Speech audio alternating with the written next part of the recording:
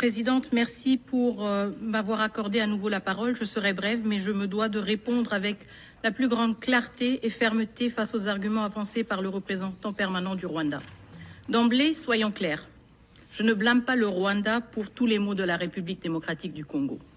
Je blâme le Rwanda pour la présence illégale de ses troupes sur notre territoire, le massacre de Kishishe, le bombardement du camp de déplacés de Mugunga, le pillage systématique de nos ressources naturelles et les attaques contre les soldats de la paix des Nations Unies et de la SADC.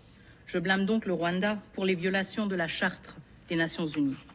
Ces actes sont tous des crimes, ils ne relèvent pas d'un quelconque malentendu ou de différends bilatéraux.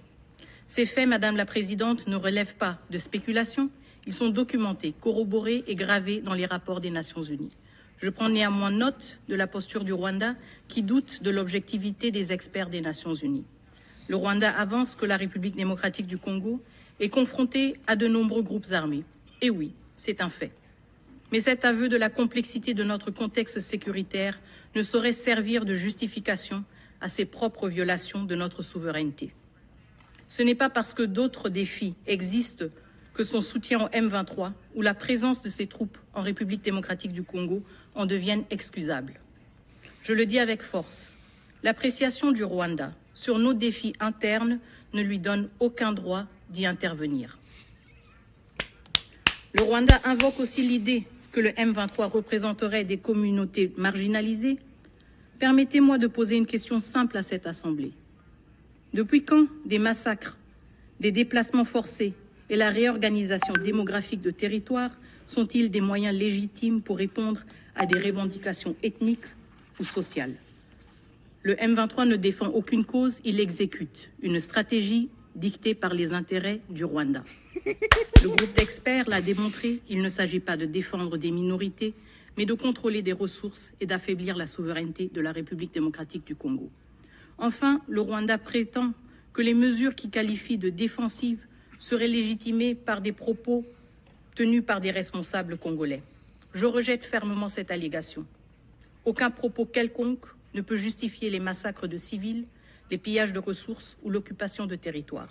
Rien, absolument rien, ne peut légitimer les crimes de guerre, les crimes contre l'humanité ou la violation de la Charte des Nations Unies. Détrompez-vous, Monsieur le représentant. Le Rwanda n'est pas et ne sera jamais le gendarme de la région des Grands Lacs. Merci. Si le Rwanda souhaite prouver sa crédibilité en tant qu'acteur de paix, qu'il commence par honorer ses engagements dans le processus de Luanda. 34 jours plus tard, nous attendons toujours vos experts. Et ils arrivent seulement après insistance de la part de la République démocratique du Congo et du médiateur. La République démocratique du Congo reste fermement engagée dans le processus de Luanda, convaincue qu'il constitue la voie la plus prometteuse vers une résolution durable du conflit. Tout au long de ce processus, notre posture a été constante, constructive, respectueuse des engagements pris et résolue à œuvrer pour la paix.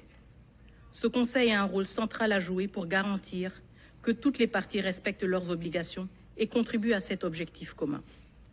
Madame la Présidente, Mesdames et Messieurs, le peuple congolais, dans toutes ses composantes, aspire à la paix et à la stabilité. Ces aspirations légitimes ne sauraient être réduites au silence par des stratégies de division et de domination.